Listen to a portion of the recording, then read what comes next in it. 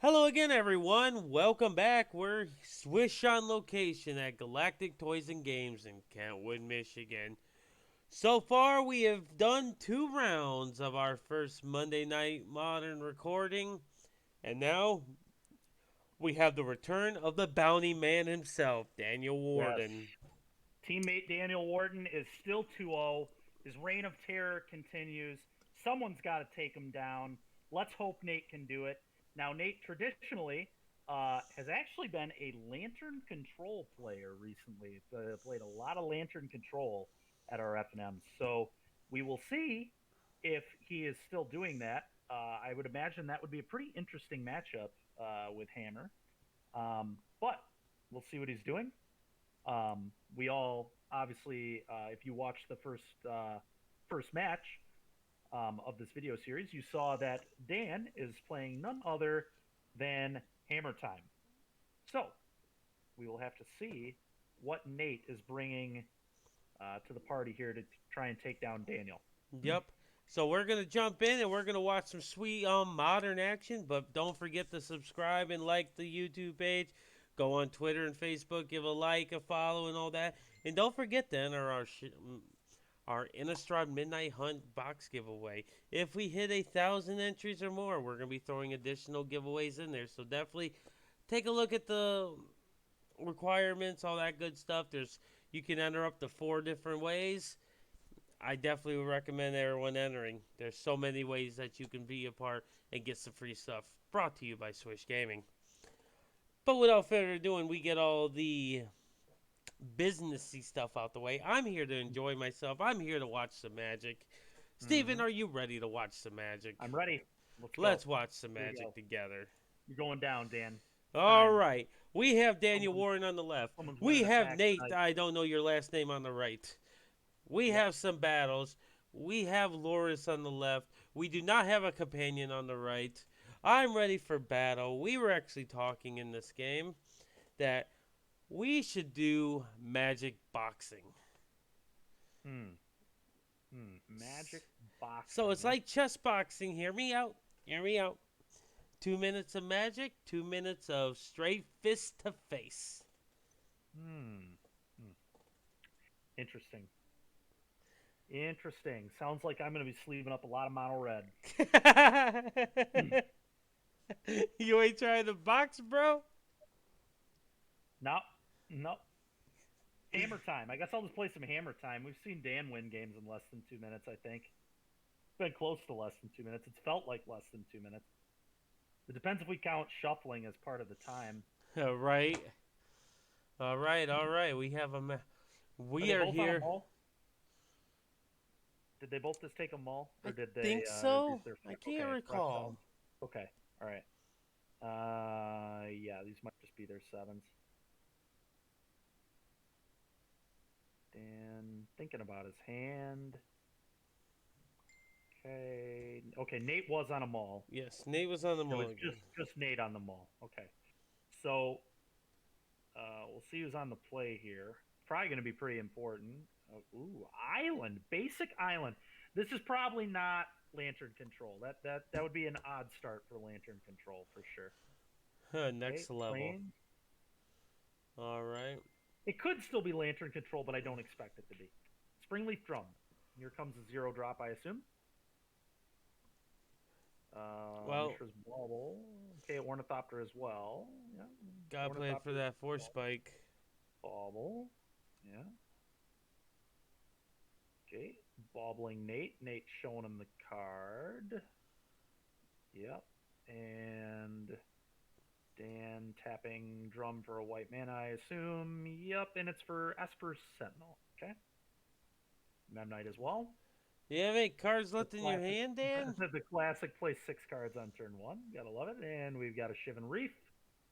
Probably a oh baby, that's a Baral. Oh That is a yeah. Baral Chief of Compliance, and that could spell disaster here for Dan. Hammer can't interact with this card, and so very likely that Dan may just be dead if he does not win the game right now. And this hand does not look like it wins the game right now. So we'll have to see what Nate will do on his turn. But this is very dangerous territory for Dan. And the Esper Sentinel going to do honestly next to nothing because you'll draw a card and then you will lose the game more than likely if Nate has a strong storm hand here. Looks like Dan has a stone and he's just tapping out. So Dan, doing the Stoneforge thing, and Nate is going to just have free reign to try comboing here on turn 3. So yeah, we'll see what happens. Dan in big trouble though. This is not where you want to be against Storm. It's just tapped out and they're about to untap and they have a mana board in play and it's not good stuff. Okay, doing some cuts. Got a hammer, putting another Ornithopter into play. Your turn, he says. So Yeah. here we go. All right, time to start doing our stuff here. So Nate, what is he going to do? What is he going to do? He's going to, I assume, lose a life and generate 3 red mana off a Writ. No, he's going to Manamorphose. Okay. I assume he's going to go red-blue with this.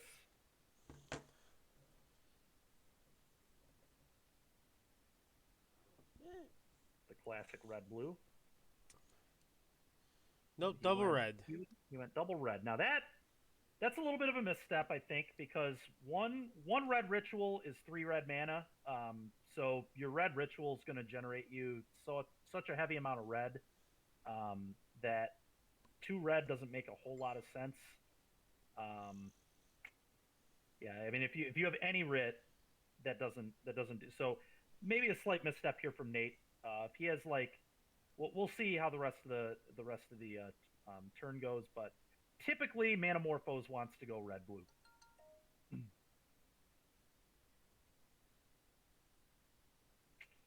Because the deck has no issues generating red mana.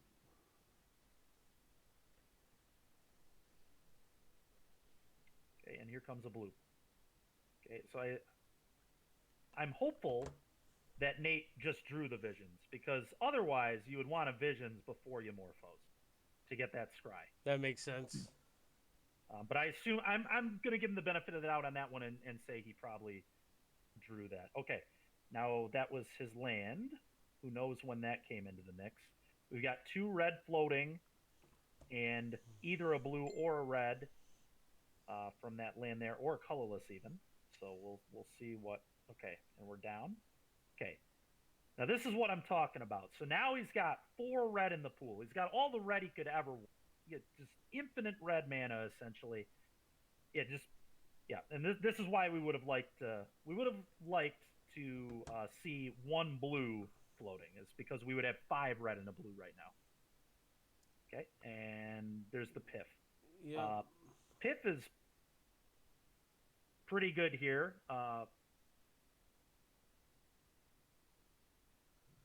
Okay. Yeah, he's about to have a lot of mana generated. Yep. Million red mana. Again, would have loved to see that blue floating, because that could cast our visions without paying a life off this land. Oh, that doesn't matter. Daniel will not be getting another turn. Yeah. As I was sitting next to this matchup and I was watching it, I knew that this was over right when I started watching.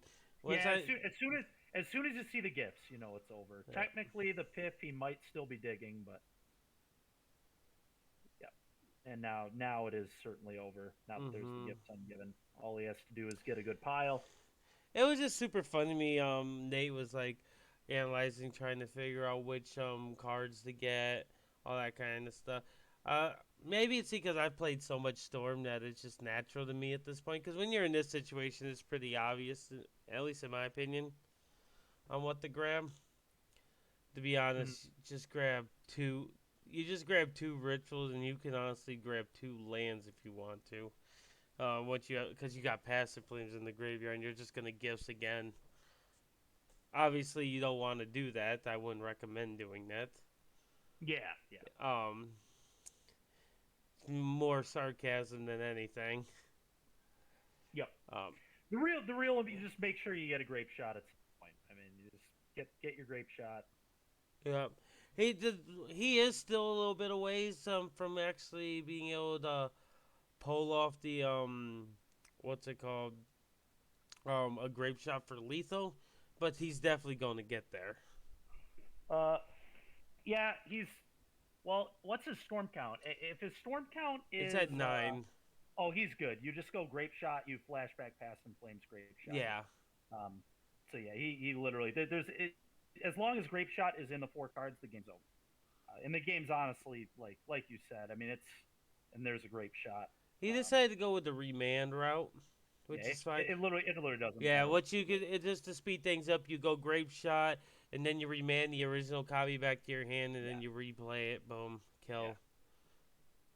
And he also still has a Manamorphose and a Visions with flashback in the graveyard. Like we've got a No, he used the million. Manamorphose because he has the blue floating at this point. Oh, okay, I didn't see that. That's Yeah, fair. but no, he does like he could just play another gifts. He could do whatever he wants. Like I said, it was gonna be a hard day at the office, and that matchup's just not good for Daniel game one. Like, there's not a lot you can do about that. It feels pretty die roll dependent. If the hammer player has like the like really good like Sigarda's 8 hammer draw, they're in pretty good shape. With Andrew Andrew was saying that he feels like Dan probably should have mulliganed that first hand there. That was a very slow hand that didn't really do a whole lot. It was kind of leaning on the back of Esper Sentinel. Um, but Stoneforge Mystic obviously, like, I mean, it gets the hammer, but he didn't have an 8 or a Pure Steel yet. It's possible he had a Pure Steel in hand. He probably didn't know the matchup too, but it's kind of a slower hand there. Didn't really present much pressure. Um, like for example, I mean, if Hammer Time wins the die roll and goes turn one Ornithopter Aid, and just has a hammer, the Storm player is going to be in some trouble. We'll see if game two will give us that kind of scenario. Some really important cards are going to be coming out of Dan's sideboard here too, because he's playing the recent. I forget. Andrew said it's based off a Moto Grinder. This Black Splash for Thought Seizes in the board. Thought Seize is probably pretty good in this matchup. Prismatic Ending, maybe you bring it in to deal with Lords, because you have black white, so you can deal with Lords if you want to spend 2 mana to deal with Lords at sorcery speed. Not sure if that one's good enough, but that one could come in. But one of the really important cards is going to be Sanctifier and Beck. That card's going to make it pretty difficult to combo, and it's also going to be pretty much impossible for Nate to remove. So throwing Hammer on a Sanctifier and Beck is going to be very problematic for Nate. Mm-hmm. Yeah, I'm not sure the plan to get around that. Yep, I think the plan to get around it just kind of has to be yeah, I don't know. You're just gonna have to kind of set up a storm through it. I guess it's gonna be really tough. Sanctifier and Beck is a big problem, definitely. I guess the plan around it would be like grape shot, remand, grape shot you again, because then it doesn't get exiled. It goes back to your hand. So that's probably the best way around it. If the Sanctifier's in play. But I assume that Nate's plan post board is going to be bringing some bolts. Classic Storm plan. Bring in some bolts to interact with threats. Maybe Hurkyl's Recall. Hurkyl's Recall is typically a card that Storm played in the board. Maybe Echoing Truth. Echoing Truth is a way around Sanctifier and Beck. So that one might be in the board. True. And they're typical. I've seen them play a lot of Echoing Truth. Yeah, I mean it's so clean. It deals with everything that it needs to deal. It deals with literally everything. It bounces whatever it needs to bounce, and then you go off. Be it Damping Sphere is sometimes a card you want to get off the table. Maybe a Leyline of Sanctity, Yeah, Leyline of they're the not Void. being a damping sphere very well. Yeah, yeah, exactly. All sorts of. And then we see Dan here trying to show us his hand. He was still a little off center, but we'll get this all worked on in the future. First week. But his hand looks absurd. He's got Cigar de Zade. I saw Cigar de Zade. That's a good start. Some number of lands. There's an Ink Moth. If he has a hammer, this is a potential turn 3 kill. And yeah, Dan's snapping it off. Turn 1 Cigar de Zade. So yeah, this is kind of what now no Ornithopter. That's what I was talking about when we were kind of talking about the matchup. I was talking about if this deck just has the Aid Ornithopter on turn 1, but Aid into Ink Moth on 2 is going to be a big threat too. So here's Nate just trying to set up with a sleight of hand. Okay, bottoms that one, keeps that one. On to Dan. Now, what is the play going to be here? Ink Moth. Okay, well. Okay. Nate. Okay, just to Serum Visions. So here we go. Nate trying to sculpt his hand. I'd imagine he may have a bolt. Maybe leaving a mana up for bolt to try and leave up some shields here. Doesn't want to just die. Yep, reading Cigar de Zade. What's that do? Well, you're about to find out, Nate. You are about to find out, I think. Quite possibly. All right. Looks like Nate is leaving up a bolt, very likely. Or he's at least trying to bluff it. Mm-hmm. You certainly have to try bluffing it in this spot. Oh, I agree. Now, the question is, if Dan has the hammer, will he go for it here? It's probably going to depend, obviously, on what the rest of the contents of his hand are. He's thinking. Tanking it up here. Respect it. Respect it. All right. Shuffling the cards.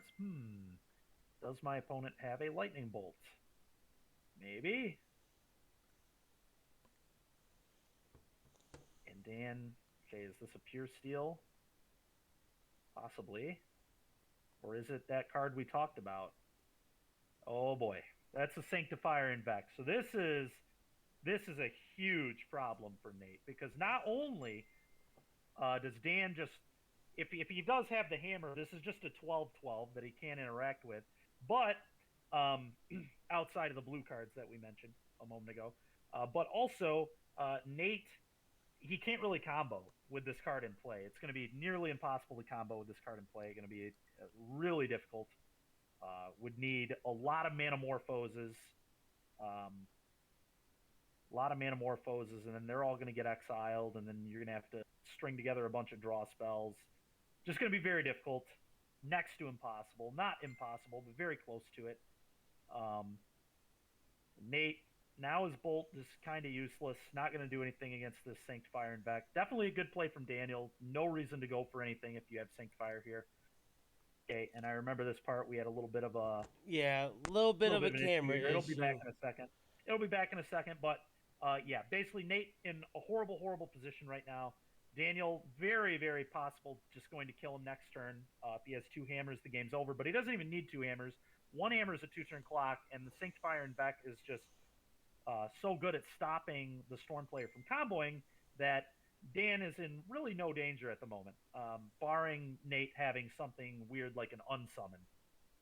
So, we'll see what happens, but Nate definitely going to need something special here.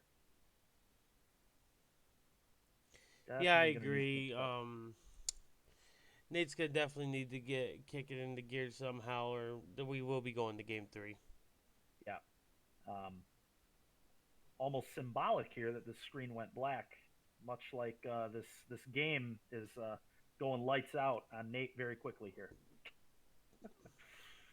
Yep, and here we go. Okay, so it looks like Nate tapped out for an Electromancer. I like it. You gotta try setting up. There's no reason to, if you don't have a bounce spell, there's no reason to even try bluffing it. Just try and set up. And there's Stoneforge for another hammer, so that Sanctifier is going to crash in for 22. It has pro red, so the Goblin cannot block. So we are going to a game 3. And I mean, Talk about a ridiculous hand from Dan. He didn't even have to mulligan. This was just a 7. He just had turn 1 aid, turn 2 ink moth, turn 3 play the sanctifier, turn 4 kill you. That's just, that's not much, not a ton Nate could have done about this. No. Nate's really, reading really, the cards. Sanctifier really, says target storm yeah. player loses the game when I have 2 hammers. Yep. Nate, definitely, I mean, just kind of shake your head at that, get a little annoyed, but whatever. You're on the play for this next game. Try and take advantage of being on the play. I'll agree. We will see what happens here. Be very curious to see how this goes. Yep. Matchup feels pretty close. Both decks are very quick. I think Hammer has a little more oomph post board with the Thought Seizes and the Sanctifier specifically. If Nate doesn't have a good plan for Sanctifier, it's just so problematic. It's just very, very hard to beat that card. So we'll see how game 3 goes here, but I think Dan's gonna be slightly favored, but we'll see. Even though Nate is on the play, Dan having access to Thoughtseize is going to be a big game too, especially on the draw. Thoughtseize is typically even more devastating when you're on the draw. So yeah, we'll see what happens. And for Dan's sideboarding choices, Andrew was saying that he liked going almost to no Memnites in game 2 when you're on the play, but on the draw, he was saying he liked bringing some Memnites back in because the Springleaf Drum draw is that much more important. So you want more 0-drop idiots to turn on the drum. So that may have been, it looked like Dan brought in a couple cards back into his deck from the board. He might have made a slight change there. I'm not certain, but it looked like that might have occurred. And that may have been exactly what we were seeing there, was a slight shift of the number of Memnites. Because I know Dan's been in contact with Andrew about kind of how to play the deck and things that he should be doing. So, but anyway, Nate and Dan looking at their 7s here for game number 3, their first game 3 today on camera. So that's kind of exciting. Round 3, the bounty. Dan trying to take him down. Nate, can he do it? Let's see. And Dan, yet again, just snapping off a 7. Nate having to mull again. Definitely pretty unfortunate here for Nate. He mulliganed well in game 1 for sure. Mulliganed to a hand that just killed on turn 3. But in post-board games, it's especially against impending Thought Seizes potentially, this is very devastating. Being down a card in a matchup where you probably in game 3 you're really not going to want to be down a card. So just a little unfortunate. Good for him that he's mulliganing. Discipline for sure. But it's gonna end up potentially not being great. Let's see what happens though.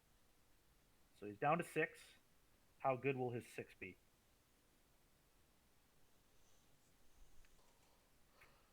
I want to say I see lightning bolt in hand. I see that as well. There is a lightning bolt in his hand, 100%. You have to imagine he's going to keep that. As long as they're castable, I think it's a keep. And he's going to keep it. He's debating what he's going to. Definitely looks like a man who's going to keep though. Okay, bottom's this. Okay, and what is he going to lead here? So okay, turn 1 Shivan Reef's a signal. This is a signal that Nate there's one of two things that happened here. Nate kept a 1-lander, and he just had to play the Pain land, or Nate's only other land in hand could be a basic mount. So one of those two things has happened in this scenario, and probably something Dan is going to pick up on. Dan knows what he's doing. There's a reason there's a bounty on his. Not to say Nate did anything wrong here. It's just an obvious signal that he probably kept a 1-land hand, and the Serum Vision is probably trying to set up some land drops.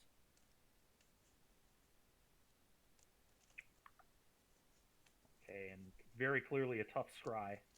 Yeah. Really, really thinking about those. I get that. These are huge decisions in Storm. Those scries are a So big you got deal. the decisions right, but on top of that, Storm can be a very hard deck to play, especially Oh, it depending is. on the amount of reps you played with it. Okay. Now this is a signal from Dan. This is very likely Dan's only land. Very likely his only land. He's leading on clearing. Not a whole lot of reason to lead on clearing and play a drum and a zero drop. So, yep, this is just, I mean, that's just really disgusting. Yet again, Dan with just a very good turn one. Just really exactly how you draw it up. Zero drop springleaf drum, which is exactly what we said would be important on the draw. And then he just has turn one aid again. So now, Nate, um, you know, what are you going to do here? You definitely want to hit your land drop if that's a possibility. Hopefully, he was able to set that up with that visions. And now comes the question of what to do here. Now we saw that bolt in his hand. Okay, I like this. I think he's going to bolt the Mennite here, and that would be very intelligent because this is a signal that Dan has no more lands in his hand, none. So it's very possible that the bolt on the Mennite here could just completely shut down Dan's hand. So let's see what happens. But I really like that. And now it looks like we are doing a cantrip of some sort, sleight of hand. So what card are we going to take? One are we going to bottom? Nate's going to figure that out. But yeah, this is going to be a huge turn here. Is Dan going to draw the land basically? Because again, I'm pretty confident, or a zero drop. A zero drop is essentially a land here because of the drum. But I'm pretty confident he did not have another. Okay, and I'm almost 100% positive that ink moth just came off the top of it. Very, very likely. Really don't know why you would have taken 2 damage for no reason. So, yeah. And now he's going to get the hammer, and it's very possible that he's just going to do the hammer thing immediately here to play around a burn spell, or if he has a card like Thoughtseize, which seems very plausible considering he very likely kept a 1-land hand. His hand had to have been pretty nuts if he kept a 1-lander. So yeah, let's see what happens here. And I think I am seeing a Thoughtseize. Yep, and now we're all seeing a Thoughtseize. Okay. Okay. Now, personally, I would take Electroman here. I think Electroman is the most dangerous card. If you do not take the Electroman, you risk your opponent top decking like multiple Morphoses in a row. If for example, let's say Dan takes Gifts or Pip. If he takes either of those, then he is potentially going to give Nate access to, like I said, if a Manamorphose comes off the top, that's going to be a blue-red. Then let's say another Morphose comes off the top, that's another blue-red. Then let's say that third card is a Ritual. Well, at that point, Nate can literally go off. So, obviously that's very unlikely to happen, but there's no reason to give your opponent the possibility of that happening. Yep, I agree.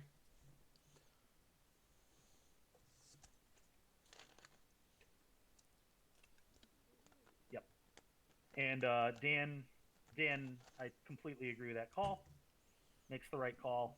And Nate just, it's tough. I mean, Nate had a mulligan to 6 in both games 2 and 3, and Dan has had just literal to stone cold nuts. I mean, this is about as good as it can get out of Hammer. I mean, keeping 7s, having Sigarda's aid, having having Sanctifier in game 2, and in this game having the Thoughtseize, tough for Nate to work through here.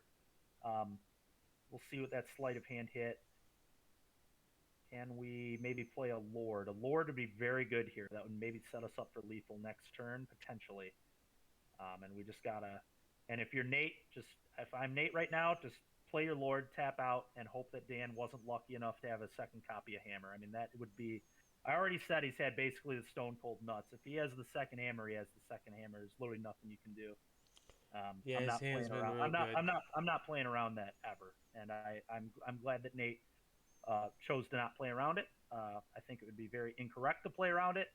And if your opponent has the hammer, they got the hammer. So see what happens here.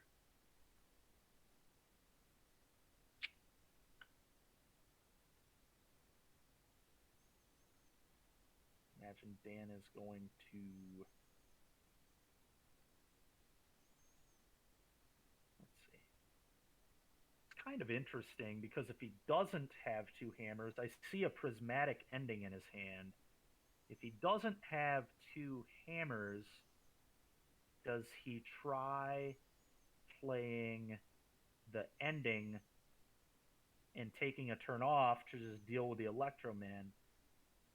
There's some argument for that. It looks like there's also a Pure Steel Paladin in hand. Also a Sanctifier and Vec. I think if I'm Dan, I'm just playing the Sanctifier here. That like protects you from everything. So really. Oh, okay. Yep. Attack. Okay.